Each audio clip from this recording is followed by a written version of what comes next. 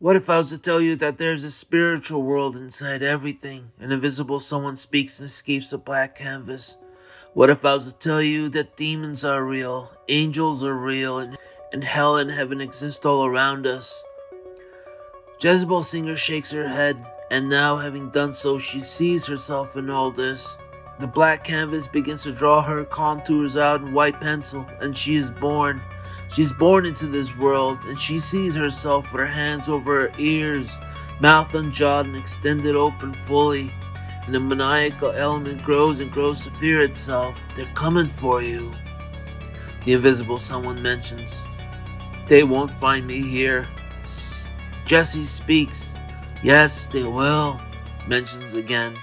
And now the white outlines that are Jezebel Singer draws in color her eyes with pupils colored in yellow. Day, day, day. And then a million amputated hands appear to outline the rest of the schemes on this totally black canvas. Where only one hand had been subcontracted to sketch in Jezebel at the bottom left-hand corner, millions are contracted to do the same. And for them. "No, stop, please," rushes out the words on his two-dimensional surface.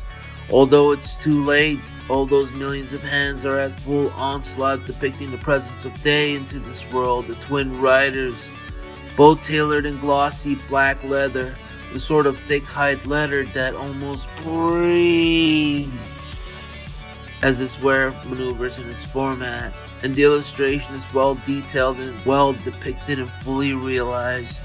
Off at some invisible horizon, a neon light shines on through the center of the black canvas, and from the widespread, twins are then born into the frame, shooting out of this two-dimensional plane into a newly realized 3D world. "What were the spirits telling you about the man, Ray, whom you met earlier?" the invisible voice asks. "I liked him, I think," Jezebel says. "Do you wish you had sex with him?" "No," Jezebel constitutes. "Then why are you still thinking about him?" Because he was nice. That's all. I didn't have thoughts of sex just by being around him, a man. I didn't, not like every other man, I have to." "Lies," the voice says. "No, they're not lies," Jezebel confirms.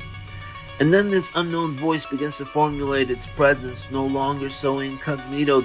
The voice is reminding Jezebel of someone now, someone direly familiar. "How do you think I feel about Ray?" And it's him now. Jezebel is now confirmed. It's him and his brother. "Would you like it if I had his blood on my hands?" No, please don't make this into this," screams Jezebel. "You wanted to have sex with him, don't lie to me." The voice echoes back. Jezebel falls silent. No longer with yellow eyes, for now they're erased and drawn shut. She doesn't want to see them, doesn't want to look. Let them stay invisible. Better that way.